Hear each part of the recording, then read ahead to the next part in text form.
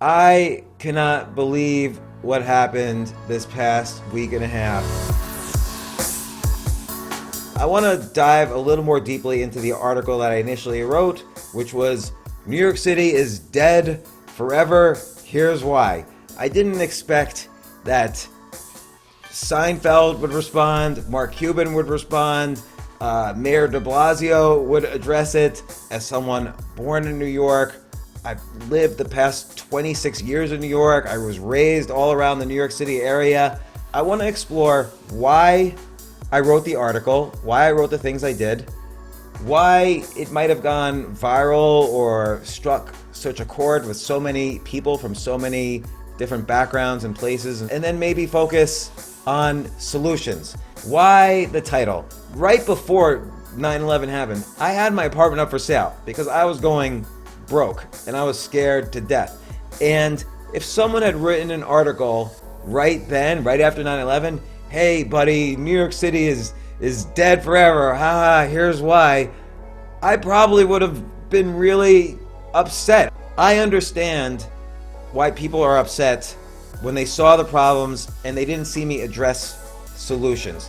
I do think that some dangerous things happened in the reaction to the article, and some of this was my fault. I think I could have had a little bit more empathy towards people going through a very difficult time. I didn't mean for this post to be a poster child for, hey, New York City's dead, let's dance on the grave. I want New York City to get better.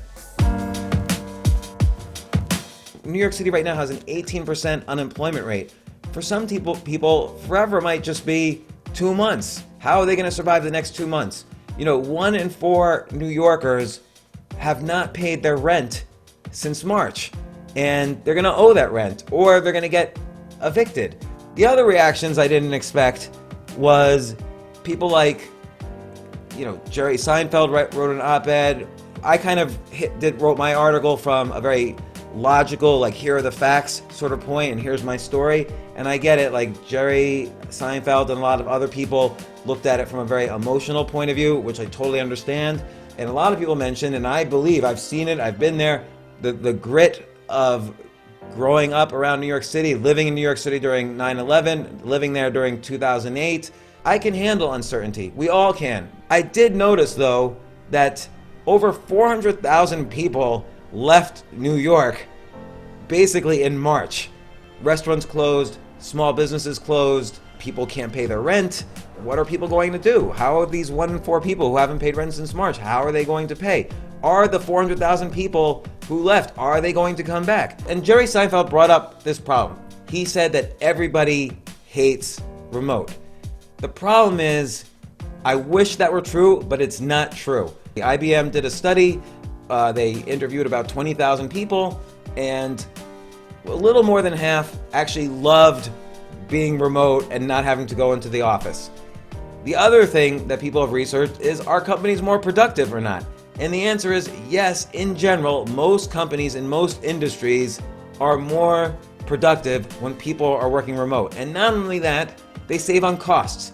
So what happens if people don't come back to work? Well, they move to other places, and we don't know how many are coming back. Hopefully a lot of them will come back, but some of them won't. Between 90 to 95% of the restaurants in New York City are going to go out of business if they have to survive November and December without any customers. That's disturbing to me. That is a problem that needs to be addressed by words other than grit. It needs to be addressed directly to Mayor de Blasio when he says he's going to have to lay off 22,000 EMTs, teachers, police, garbage collectors, MTA workers.